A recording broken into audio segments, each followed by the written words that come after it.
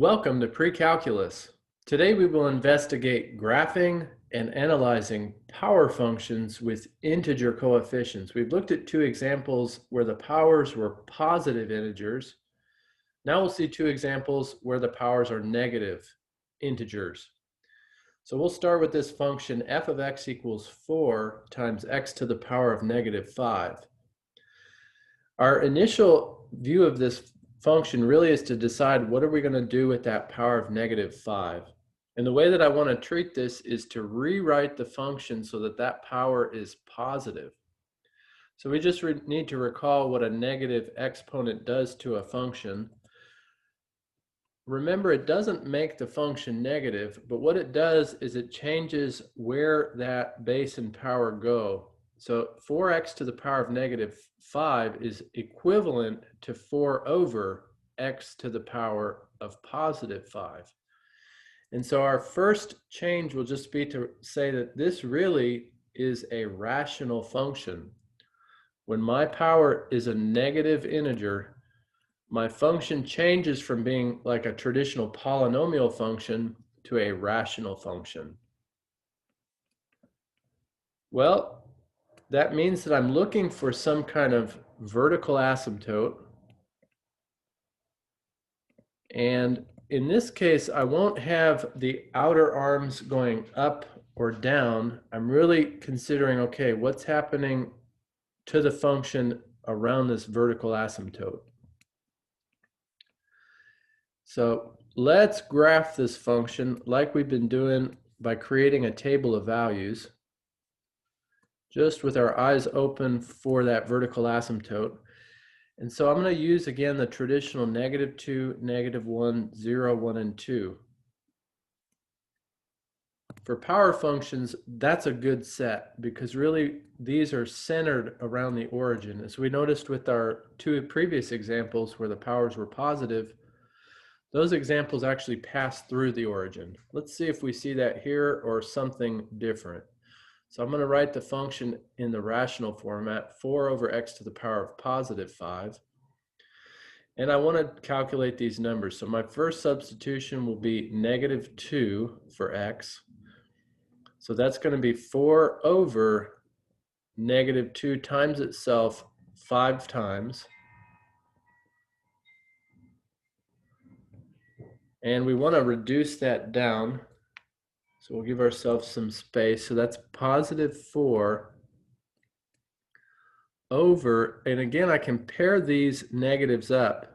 The pairs will have positive sign, but because the power is odd, I'll have a spare negative. So 4 times 4, 16 times 2 is -32. And then I see that I can reduce that. I can divide 4 out of each, the numerator, the denominator. So the output there is going to be negative. 4 divided by 4 is 1. 32 divided by 4 is going to be 8.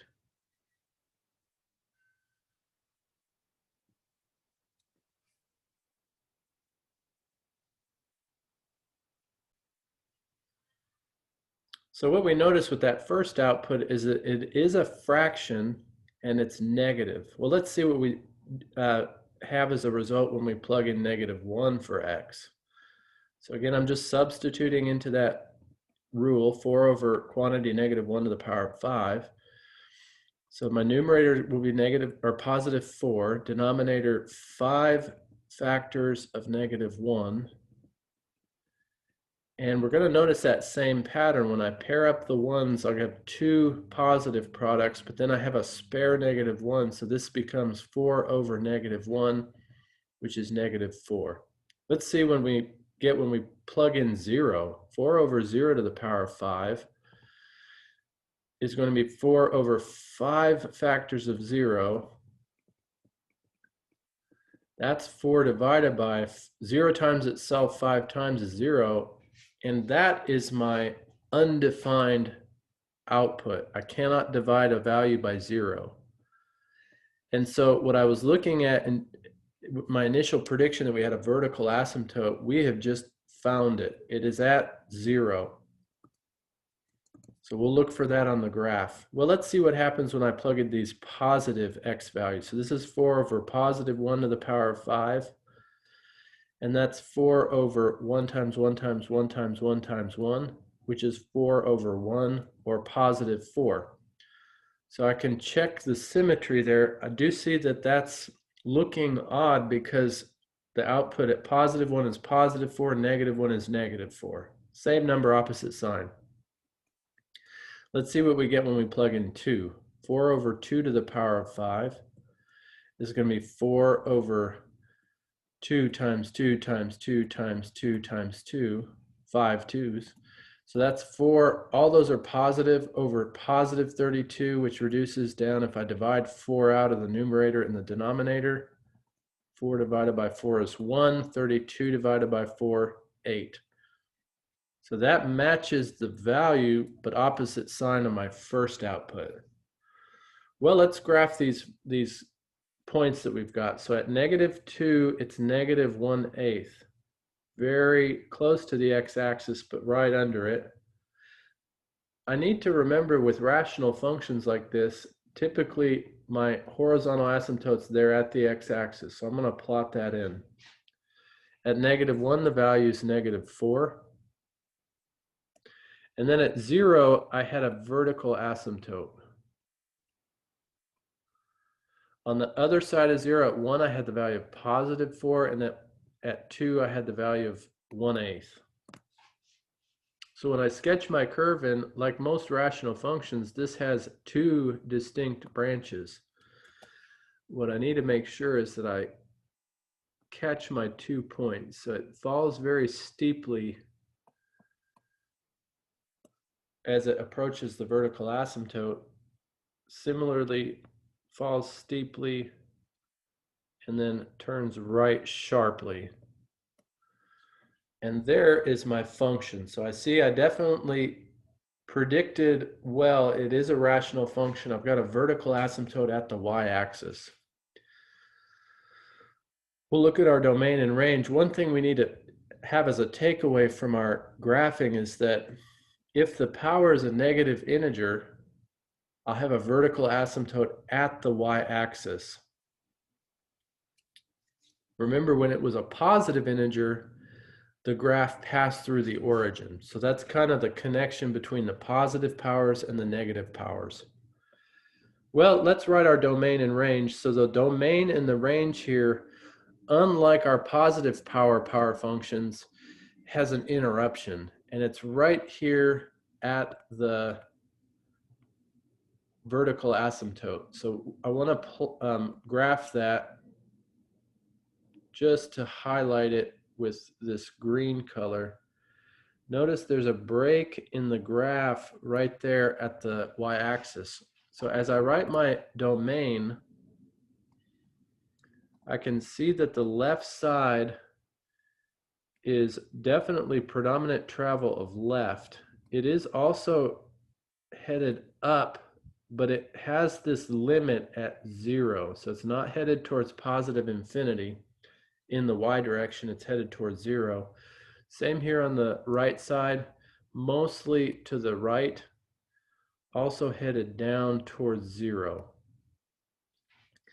So my domain, it definitely has these extremes, negative infinity on the left, positive infinity on the right, but there's this break in the middle of the graph at the y-axis. So I got to report that on the left side, the domain travels from negative infinity to 0, and then picks up again, but notice there's 2 parts to the graph, so it switches over, it jumps over the y-axis, and then picks up again from the y-axis to positive infinity.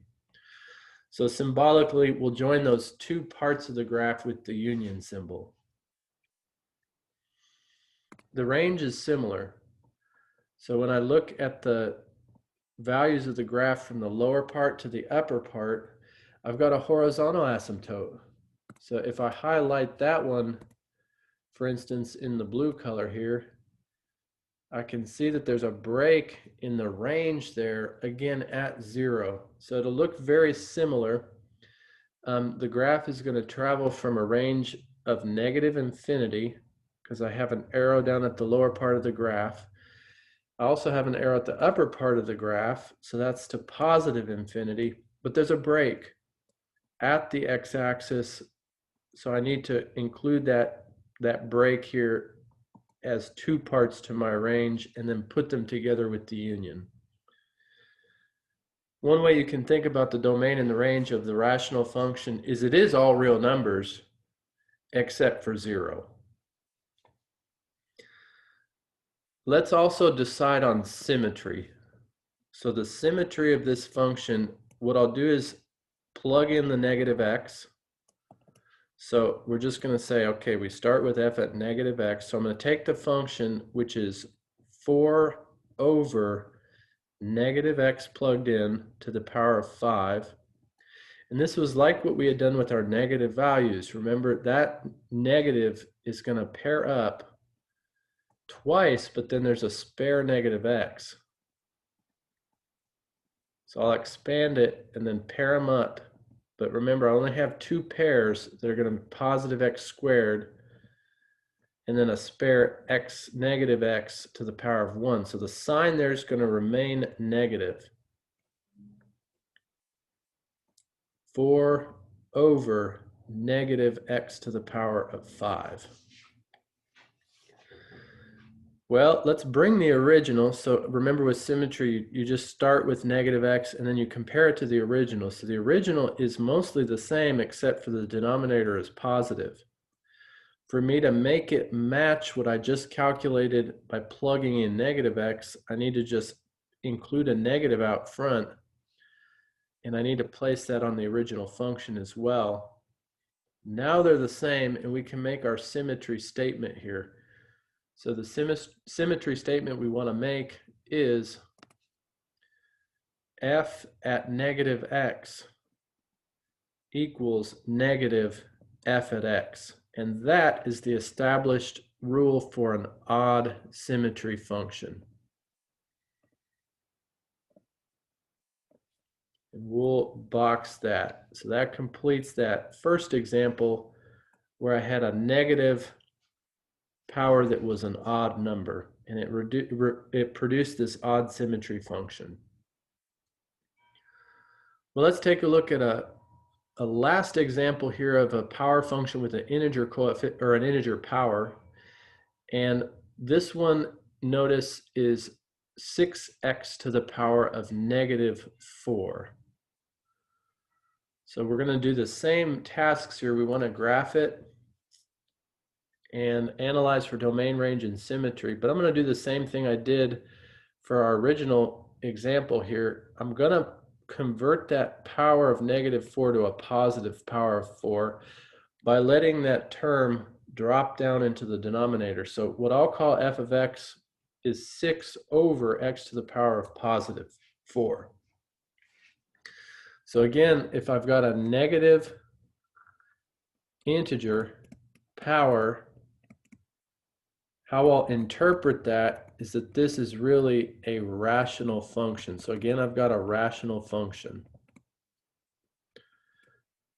And just to kind of prepare myself for how that's going to affect the graph, I'm looking for a vertical asymptote. So our previous example had a vertical asymptote at the y-axis. Let's see if this one does as well. So we'll create our table. And with all the power functions, we can use this negative 2, negative 1, 0, 1, and 2. It's a safe bet. And then we'll use our function. I'm going to represent it with the positive power as a rational 6 over x to the power of 4. And let's calculate our outputs. So I do need to notice as I plug in negative 2 for x, that this is now an even power. That 4 is even. So when I expand the denominator, negative 2 times negative 2 times negative 2 times negative 2, those pair up exactly as pairs, both positive. The output's going to be 6 over positive 4 times positive 4 is positive 16. So the output would remain positive. I can reduce that down to 3/8. See what happens when we plug in -1. So 6/-1 to the power of 4 is going to be 6/-1 repeated 4 times. Those pair up to give +1 powers. 1 times 1 is 1, so that's 6/1, which is just 6. Now at 0, so we were kind of thinking maybe this is a vertical asymptote. And looks like that was a good prediction.